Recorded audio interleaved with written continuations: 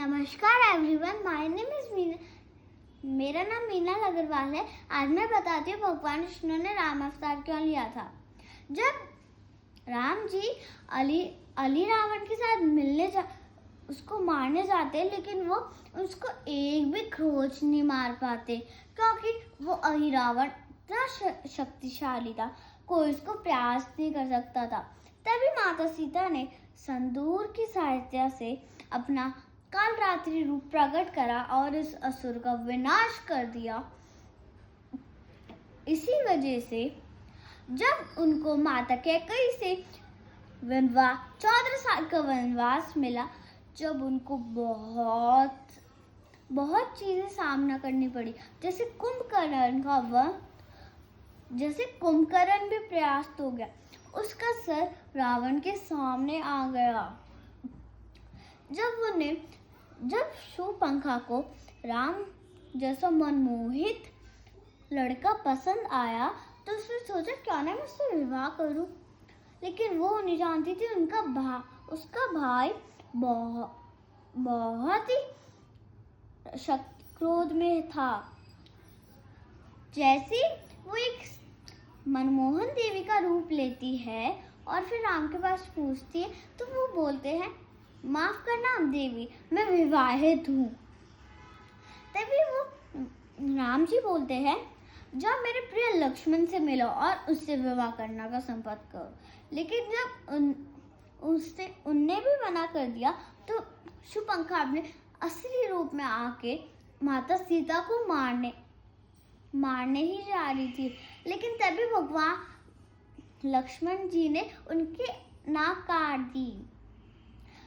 तो उससे क्रोधित होके अपने भाई को बोला कि उस वनवासी ने मेरा अपमान करा।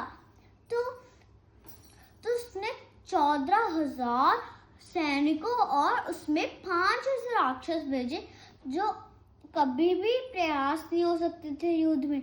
लेकिन भगवान राम ने उनको एक दिन में ही प्रयास कर दिया सभी को। जब माता सीता का हरण हो रहा, जब रावण अपने साधु का रूप में आके लक्ष्मण रेखा से बाहर निकाले में माहिर होते सीता जी को, तो फिर वो अपना हरण कर लेते।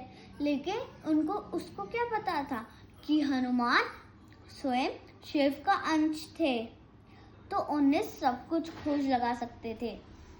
जब माता सीता का हरण हुआ और वो अशोक वाटिका में रही, जब भी हनुमान ने अशोक वाटिका एक रावण की प्रिय थी, तो उस स्थान को कोई भी बिगाड़ ना सकता था, अनुमति नहीं थी उसको। लेकिन हनुमान जी कैसे डरते, वो तो फल, उनको भूख लगी थी,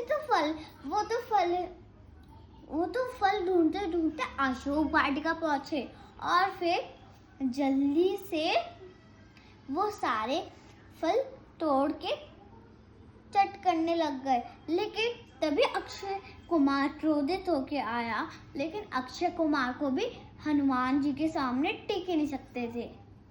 जब राम से रावण का युद्ध हुआ, जब राम ने रावण को अंतरिक्ष लेके गए और जिस कमरबंद में उनका अमृत कलश छुपा था रावण का, उसको उन्हें एक बाण से प्रयास करा, क्योंकि वो बाण कोई मामूली बाण नहीं था। वो स्वयं एक ऐसा बाण था जो कोई भी मायावी शक्ति उसके आगे टिक ना पाई और फिर वो खत्म हो जा सकती थी।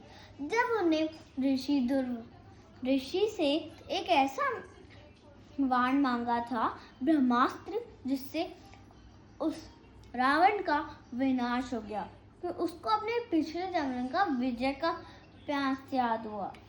Thank you.